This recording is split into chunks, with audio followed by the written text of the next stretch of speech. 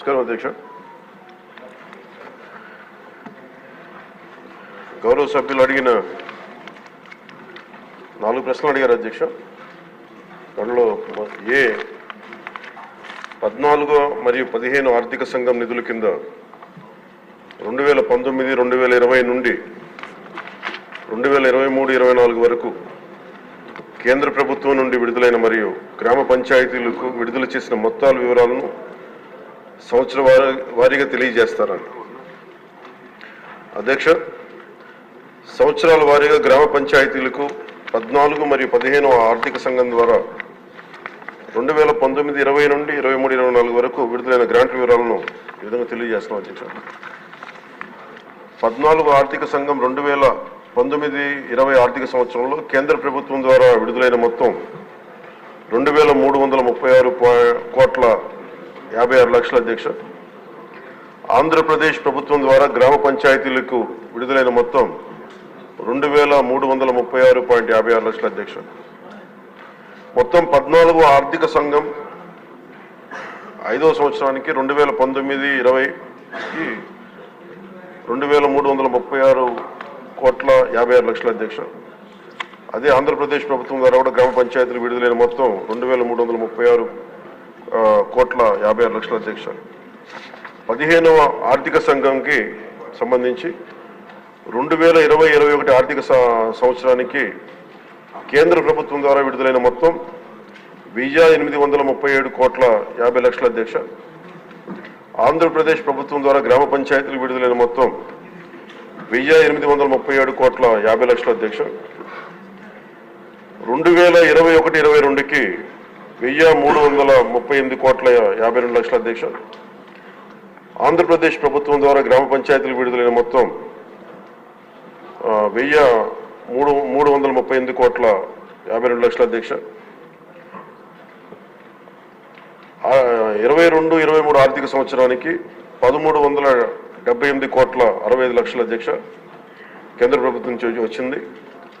ఆంధ్రప్రదేశ్ ప్రభుత్వం ద్వారా గ్రామ పంచాయతీలు విడుదలైన మొత్తం 1,378,60,00,000 అధ్యక్ష. 23-24 ఆర్థిక సంవత్సరానికి సంబంధించి కేంద్ర ప్రభుత్వం ద్వారా విడుదలైన మొత్తం 1,392,69,00,000 అధ్యక్ష. ఆంధ్రప్రదేశ్ ప్రభుత్వం ద్వారా గ్రామ పంచాయతీలు విడుదలైన మొత్తం 696,41,40,00,000 అధ్యక్ష. మొత్తం 15 ఆర్థిక సంవత్సరానికి సంబంధించి మొత్తం 15 ఆర్థిక సంఘం 5,947,36,00,000 విడుదల చేసింది అధ్యక్ష. ఆంధ్రప్రదేశ్ ప్రభుత్వం ద్వారా గ్రామ పంచాయతీలకి విడుదలైన మొత్తం 5,251,08,00,000 అధ్యక్ష.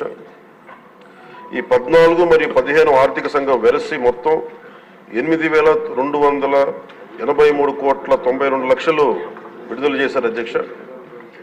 ఆంధ్రప్రదేశ్ ప్రభుత్వం మటుకు 7,587,64,00,000 విడుదల చేశారు అధ్యక్ష గ్రామ పంచాయతీలకి. కేంద్ర ప్రభుత్వం ద్వారా విడుదలైన మొత్తంలో ఇంకా 696,28,28,00,000 ఆంధ్రప్రదేశ్ ప్రభుత్వం ద్వారా గ్రామ పంచాయతీలకి ఇంకా విడుదల కావాల్సింది అధ్యక్ష. ఈ రెండో ప్రశ్నకు అధ్యక్ష, నిధుల నిలిపివేత కారణంగా గ్రామ పంచాయతీలకు ఎదుర్కొంటున్న ఇబ్బందుల విషయాన్ని ప్రభుత్వం గుర్తించిందని గౌరవ సభ్యులు అడిగారు అధ్యక్ష. గుర్తించాం అధ్యక్ష. సకాలంలో నిధులను విడుదల చేయనందున ప్రభుత్వం ఈ కింద సమస్యలను గుర్తించింది. 1, గ్రామాల్లో పారిశుద్ధ్యం సరిగ్గా లేకపోవడం, పారిశుద్ధ్య కార్మికులకు నెలవారీ వేతనాలు చెల్లించకపోవడంతో అనేక గ్రామ పంచాయతీల్లోని 21,000 మంది పారిశుద్ధ్య కార్మికులు విధులకు హాజరు కావడం లేదు. తమ పనిని కొనసాగిస్తున్న దాదాపు 23,000 మంది పారిశుద్ధ్య కార్మికులకు చెల్లించాల్సిన బకాయిలు 103 కోట్లు ఉన్నాయి అధ్యక్ష, ఇంకా పెండింగ్లో ఉన్నాయి. తగినంత మంచి పారిశుద్ధ్య కార్మికులు లేనందువల్ల గ్రామాల్లో చెత్త కుప్పలుగా పెరిగిపోయి ఆరోగ్యానికి హాని కలిగిస్తూ ఉంది. తాగునీరు సంబంధించి అధ్యక్ష రెండో అంశం, మోటారు మరమ్మతులు చేపట్టకపోవడం, పైప్ లైన్ లీకేజీలు, నీటి క్లోరినేషన్ మరియు నీటి సరఫరా కార్మికులకు చెల్లింపులు చేయకపోవడం మొదలగు కారణాల వల్ల నీటి సరఫరా పథకాలు కూడా నిర్వహణ దెబ్బతిన్న అధ్యక్ష. అలాగే మూడవ అంశం వీధి దీపాలు. గ్రామ పంచాయతీల అనుమతి లేకుండా ఆంధ్రప్రదేశ్ డిస్కాంలకు చెల్లింపులు చేసే నిమిత్తంలో నిధులు ఎక్కువ భాగం మళ్లించడం అయింది. ఎల్ఈడి వీధి దీపాలను వెలిగించడం మరియు నిర్వహణ సరిగ్గా లేనందున అనేక వీధి దీపాలు పనికి రాకుండా పోయాయి. ఇది గ్రామీణ మహిళల రక్షణ మరియు గ్రామస్తుల భద్రత మొదలైన వాటితో సహా గ్రామంలోని అన్ని జీవన అంశాలపై ప్రతికూల ప్రభావాన్ని చూపింది. ఇంకా గ్రామ పంచాయతీలకు ఆర్థిక కమిషన్ గ్రాంట్లు నిలిపివేయడం వలన పేలవమైన పారిశుద్ధ్యం, అపరిశుభ్ర తాగునీరు మరియు పనిచేయని విద్యుత్ దీపాల కారణంగా మన రాష్ట్ర జనాభాలో 71% ఉన్న 3,54,00,000 గ్రామీణ ప్రజల జీవితం చాలా దారుణంగా ప్రభావితమైంది. అలాగే ఇది మూడవ ప్రశ్న అధ్యక్ష, దానికి గల కారణాలు ఏంటని అడిగారు అధ్యక్ష.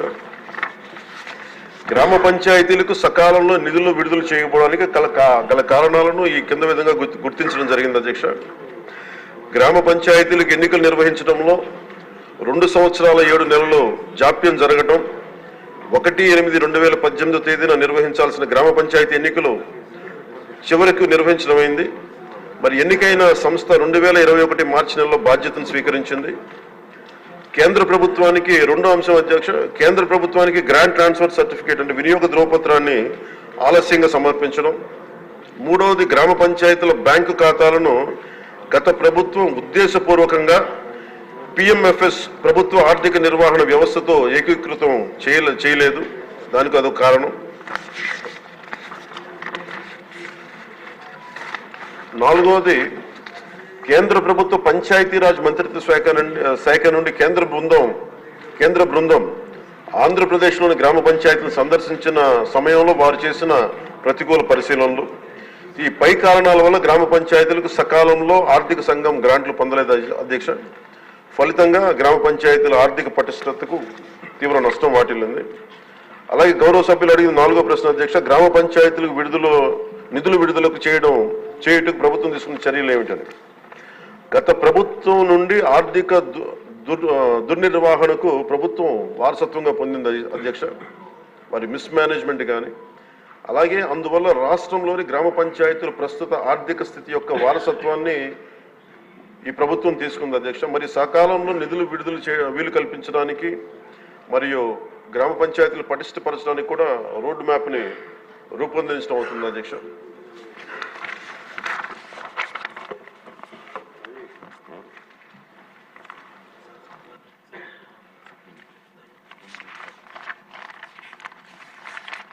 గౌరవ సభ్యులు